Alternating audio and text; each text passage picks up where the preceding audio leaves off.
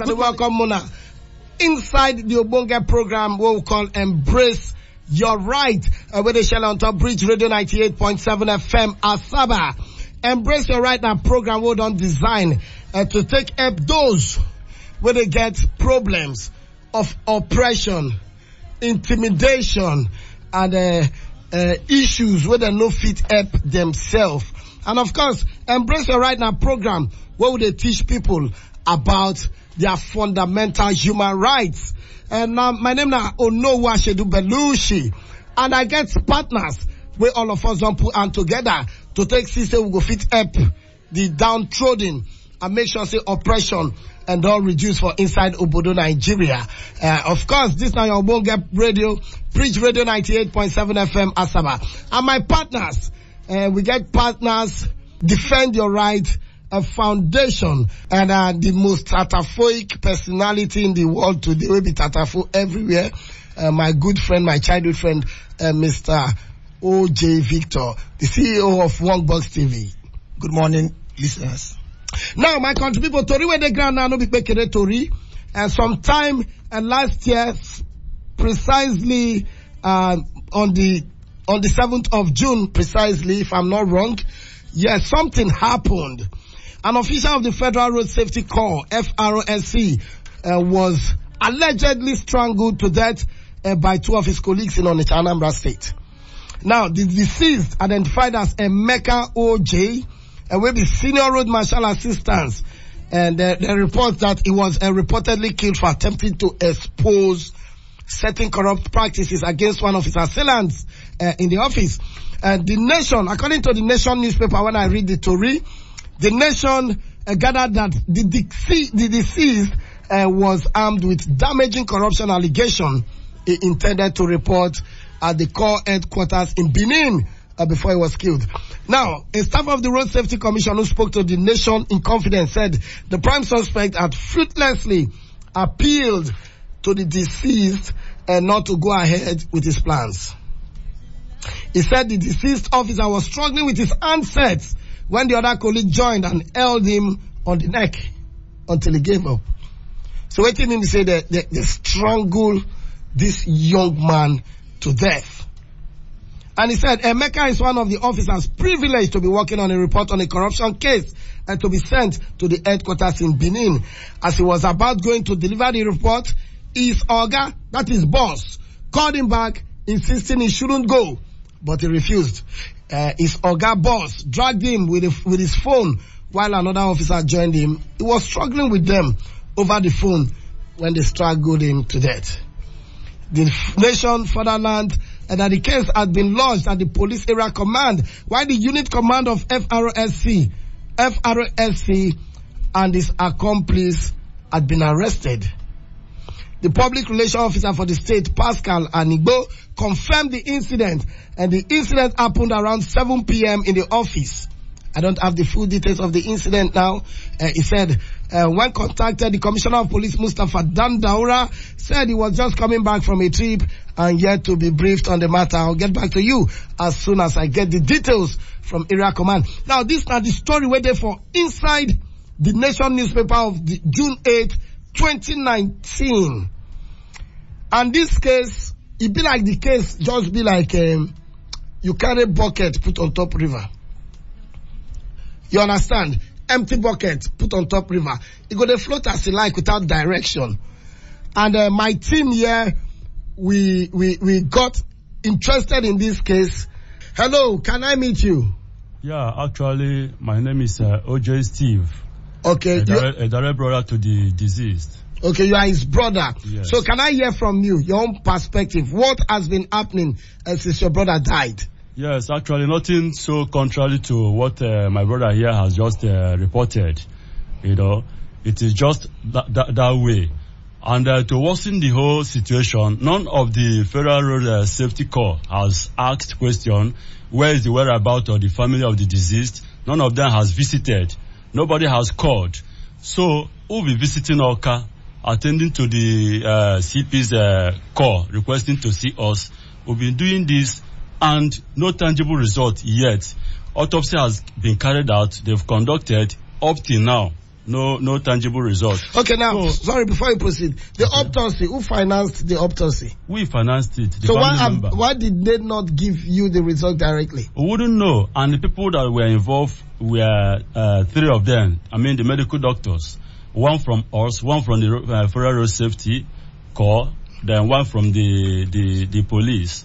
So now, have you made a request for the autopsy? Of course, not once, not twice. How did you make the request? Even one-on-one, we went to the doctor's office at FMC.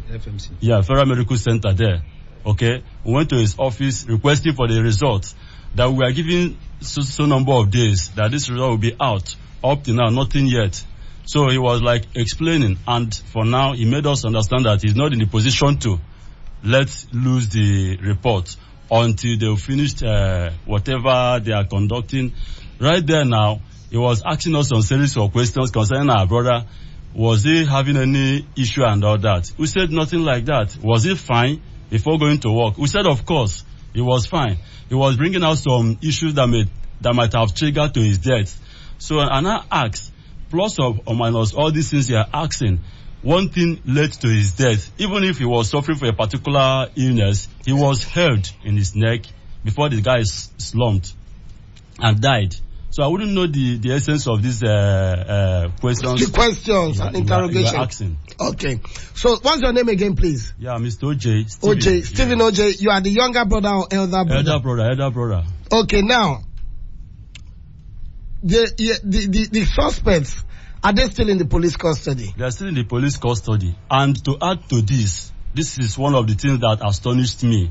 When these men were apprehended, they kept them there at Onitsha.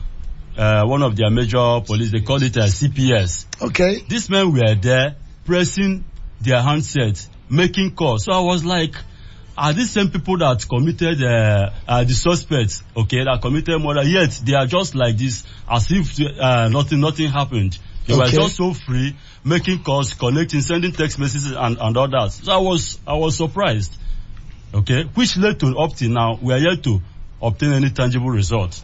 So we don't understand, hence our coming to Bridge FM radio. So what do you want? What do you want right now? Please, so I will know what to do with the team. First of all, we are relating it to the whole world. I know people out there may like to come in, to have interest. We've taken some steps, ranging from our Ugwani in Opanam, who has written petition. Are you from Opanam? I'm from Opanam. The district also is from Opanam. We are from the Dibochi quarters in Opanam. Okay. Yes. So we wouldn't know, because we now see that it's a kind of intimidating the family coming to the area of finance. Okay, I know how much we spent so far, and going further borrowing. I don't think borrowing money will be able to, justice can be prevailed. I don't think so. So we are telling the whole world to come to our aid. It's getting out of hand. So that is it. Okay, thank you very much, my brother. I will speak with my team. Thank God we have a full house. Mr. Charles, I would like to start from, or let me start from our ex-policeman. He has served in the nation 35 years in the police force. So I think you have all the experience. Now, looking at this case, do you think it's right for the police to have kept the suspect in the police cell up till this time without sending them to court or taking them to court? At times, what normally delay those issues is because of the DPP. That's the Director of Prosecution. Okay. Because for every case of murder of this nature, the Director of Prosecution will give an advice to the police to tell them what to do.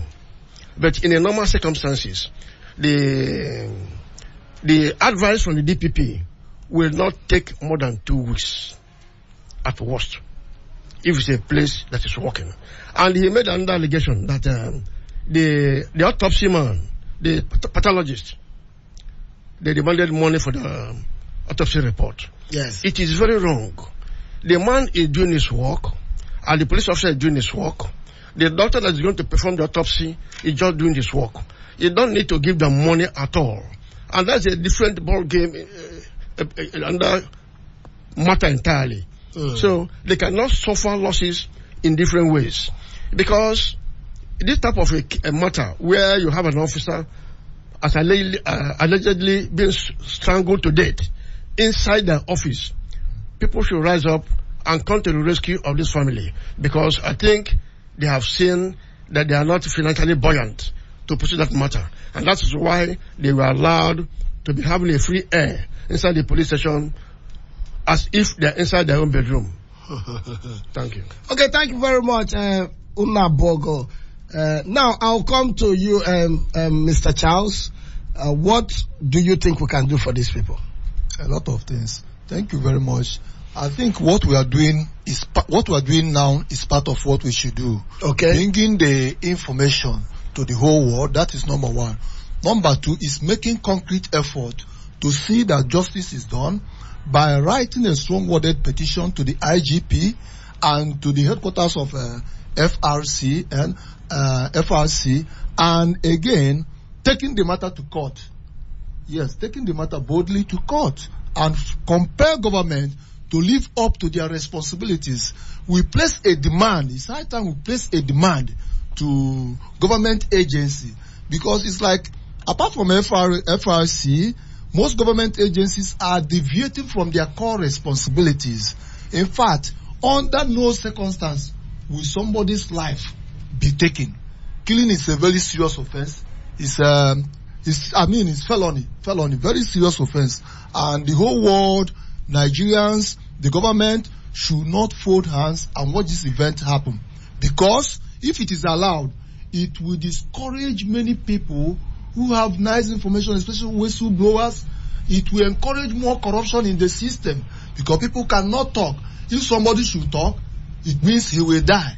And for him not to die, he will stop talking. And the corruption will continue to walk on four legs in Nigeria. Thank you. Thank you very much, Mr. Charles. Anyway, let's go for a short break. When we come back, we'll still look into the matter. Stay tuned. This is Embrace Your Right on Top Bridge Radio 98.7 FM Asaba. Stay tuned. Don't touch the dial.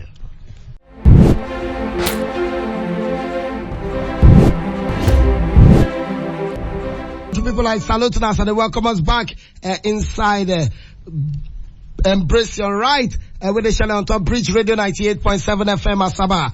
And my name is still Ashidu Christopher Belushi, and I'm here with my partners for Inside Embrace Your Right Matters. We don't look and say everybody need to know their right.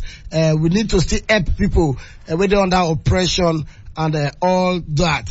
So I'm here with Defend Your Rights Foundation and their director and a lecturer for one for Rizu College of Education in the person of Mr. Charles, and also there with an ex-police officer. He don't work in complete 35 years for Nigeria Police, and of course he's a member of Defend Your Right Foundation. And of course, One Box TV, the eye of the masses, and the day and all of us don't put hand together, talk say we must say no to oppression and intimidation for inside our country. And Toriwo they touchlight today now about the road safety corps member where in fellow colleagues strangled and killed on the 6th of June this year. And from the Toriwo they hear now be say the matter just day, no going forward, no going backward, and somehow the law has failed to take its course. And right here in the studio, I deal with the brother of the victim. We don't talk before, but I still want him to talk so that we can know the way forward. My brother. Yeah, thank you very much. Okay. In addition to what I said earlier, because I consider this part very important as well. As and when it took place, it was on 6th of this month. Okay. And the information got to us the following day, which was on 7th. So when we rushed down to the office there in Onitsha, we were like, what happened? Look at the information. Is that confirmed? They said yes. Immediately they said these are the two men, the two officers that strangled our brother. So we were like, where is now the body? They said he has been taken to the hospital. Who took him? One of the officers came out that he was the one that took our brother's body to the hospital. Which of the hospital? He said Toronto Hospital. Not even hospital, mortuary. When we now went to the hospital, made inquiry requesting for the body of our brother. They said he's in the mortuary. For real, we got there, they opened the mortuary, we saw the body of our brother. Embalmment already carried out.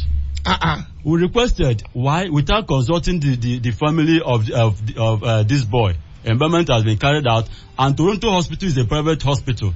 And I asked, is it supposed to be a private hospital? It's not supposed to be a government hospital, since it's a federal government property. Yes. So these are the things that got us confused. So we are so much surprised in all these things going on. The doctor, do you have hand in killing of our brother? Why did you take charge? Did you make inquiry? Ask what is the cause of his death? Was there anything like that? You that brought the body of our brother to this Toronto hospital, did you ask? And why did this news, why did it not get to us that very day? Okay. And it was the following morning that the news got to us. The next thing has been taken to the mortuary, embalmed already. Well, did they have any access to the family? None. They did not. Did they have anybody that they would have contacted? Nobody they would have contacted. But I thought you said your cousin worked there. Yeah, but not in the same command. Okay. I mean, he's a member of Federal Road Safety Corps. Yes. Okay. So, how did they contact you later? Yes, it was the following morning the call came in from, of which we were asking who is the person calling. The person didn't disclose himself.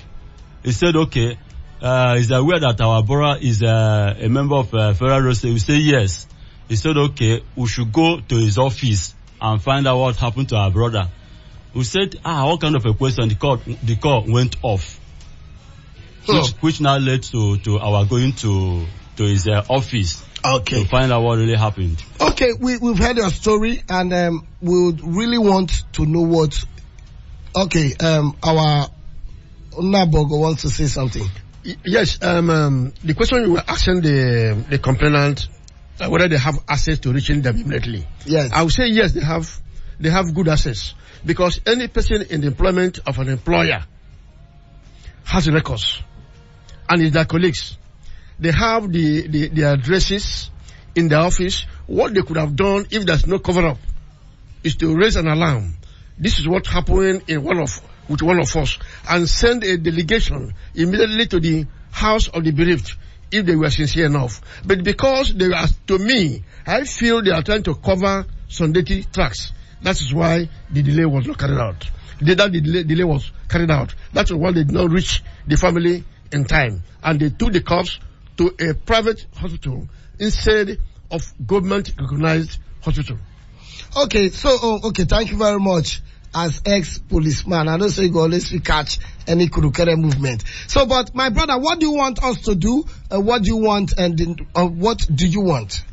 Yes, like I said earlier, we need help from the world, especially from the state government. Thank God for our governor. Talking about Governor Ato Okowa. We all know him as a good man, and there is no how he will be aware of this case going on. Probably he must have heard, I wouldn't know, going by the media and all that in the world today. But we really want the state government to come in to our aid. Let them come and champion this, because these people felt this family cannot do anything concerning the area of finance, charging it to court, handling this case on our own, that they may not be able yet. Hence, they are delaying this matter. So we are calling on the state government. We know what our governor can do, because this is also his son. It's also his subject. The disease. So I am calling on them, begging them, because there's no how they will be aware of this and turn a deaf ear to this case. So we are begging, making the appeal, and with our brothers here as well, let them put hands together and make sure that justice is prevailed. That is it. Thank you very much. Okay, thank you very much, my brother. I think you are in the right place, and we'll do our best. And let me just have a minute word from the members of the team while we wrap up. I would like to start from you, Mr. Charles. Yeah, I think our core mandate is to help ordinary Nigerians to know, enjoy, and defend their rights. And that is exactly what we are doing now. Thank you. Okay. Okay, Mr. Nabogo. Yes, I want to ask any person or group of persons that may be in this type of precarious position. Defend Their Rights Foundation is there to help you. Please take this number to contact me or the office or Belushi 0803 607 4983 in case you need our help. Thank you. Okay, one box. Follow us on Facebook through our Facebook handle, Wongbox TV. If you have any information like this, call us or mail us, and we'll make sure that we put it into the public eyes. Thank you very much, my country people. Now don't hear and now. We're there here for now. No shaking. If you have any challenges, if you go for Facebook, look for Wongbox TV, then DM Wongbox TV. Private mail them, give them private message, and it go free reach out to all of us. Or you call 0809 55 55 987. My call them again. No call. Please send a text message. Send a text message to 0809 55 55 987.